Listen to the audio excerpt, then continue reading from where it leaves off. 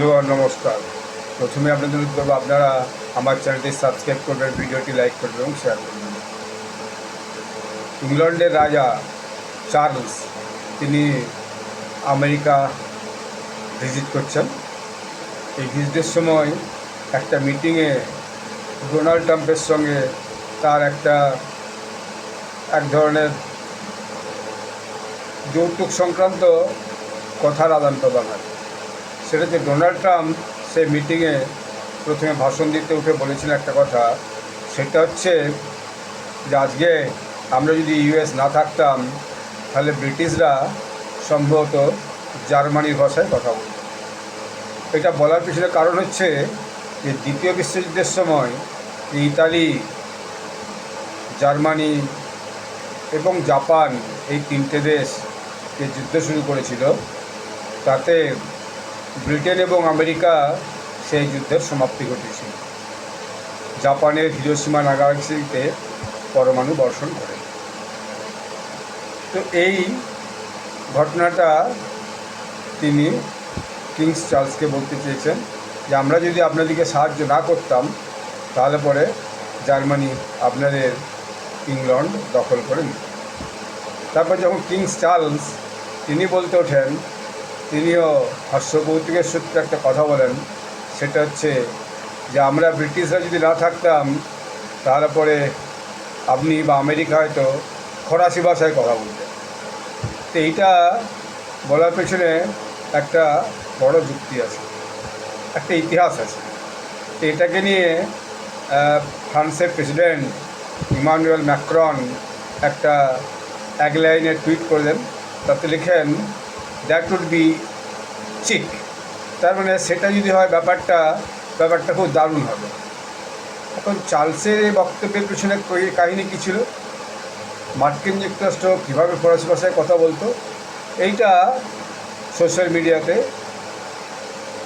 French president Emmanuel ম্যাক্রনকে একজন বক্তা অর্থাৎ টুইটার হ্যান্ডেলের যে মেম্বার তিনি জিজ্ঞেস করেছেন। তিনি একটা যদি ম্যাপও দিয়েছেন, সে ম্যাপটা থেকেই খানিকটা বোঝা যায়। তো এই যে দুজনের মধ্যে এই যে কথা কাটাকাটিটা হলো বা একটা যৌতুক সংক্রান্ত এরপর দেখা গেলো প্রেসিডেন্ট ট্রাম্প কিন্তু তাতে একটু বিরক্ত।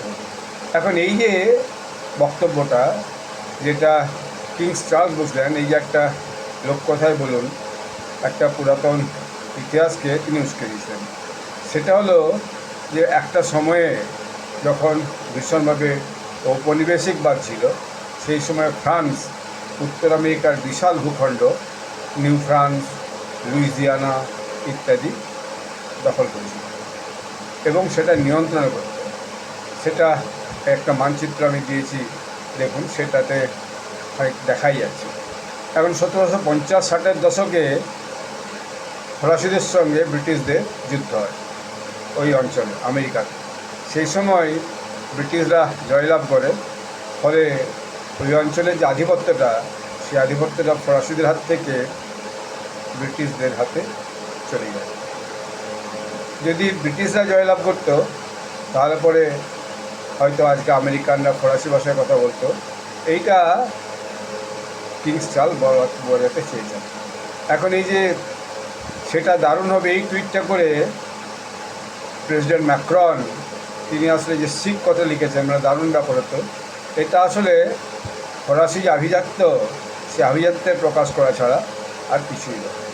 তবে আরেকজনও এক্সান্ডার লিখেছেন যে একজন রাষ্ট্রপতি তিনি যা দেশকে রক্ষা করতে পারেন সেটাই দারুণ ব্যাপার। অর্থাৎ দেখা যাচ্ছে ইমানুয়েল ম্যাক্রনের দেশই এখন খুব সংকটের মধ্যে দিয়ে কাটাচ্ছে। তো সেইটা নিয়ে আরও বেশ কিছুজন অনেক টুইট করেছে। যেমন কেউ বলেছেন যে 2027 সালে আপনার নির্বাচন হবে, সেই নির্বাচনেই আপনি খেলাটা বুঝে যাবেন। এবং কিংস চার্লস আরও বলেন, যদি কখনো আমাদের আপনার যোগাযোগ করার প্রয়োজন হয় একটা ফোন করবেন।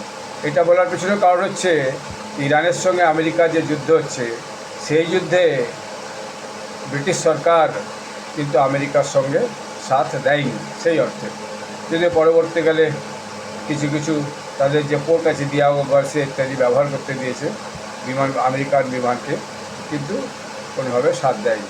এটা ডোনাল্ড ট্রাম্পের একটা রাগ, যে আমি যাদের জন্য যুদ্ধ করছি তারা আমার সাথ দিচ্ছেন। অর্থাৎ ডোনাল্ড ট্রাম্প বলেছেন যে স্ট্রেট অফ হরমুজ দিয়ে আমার তেল আসে না, তেল যায় ইউরোপে, তেল যায় এশিয়ার দেশে, তারা নিশ্চুপ আছে আর আমি যে সেখানে লড়াই করছি। তারপর আরও অনেক রকম কমেন্টস সেখানে করেছেন। অর্থাৎ ইমানুয়েল ম্যাক্রন সেখানে যে তার দেশের প্রতি তত বেশি আগ্রহী নন যত তিনি অন্য দেশের প্রতি আগ্রহী। তিনি আসলে রেনেসাস পার্টির প্রেসিডেন্ট।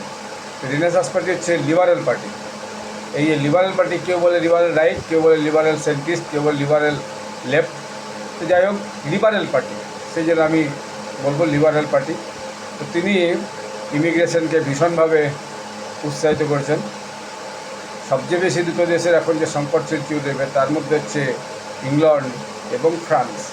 যারা যত বেশি ইমিগ্রেন্টকে ঢুকতে দিচ্ছে সেখানে তত বেশি সমস্যা। অন্য একজন টুইটার হ্যান্ডেল মজা করে লিখেছেন, but thanks to both of you Europeans will be speaking Arabic very soon. অর্থাৎ খুব শীঘ্রই মধ্যেই আপনারা আগামী দিনে ইমিগ্রেন্টের ভাষা বলবেন, সেটার জন্য অপেক্ষা করুন। এইটা নিয়ে সোশ্যাল মিডিয়াতে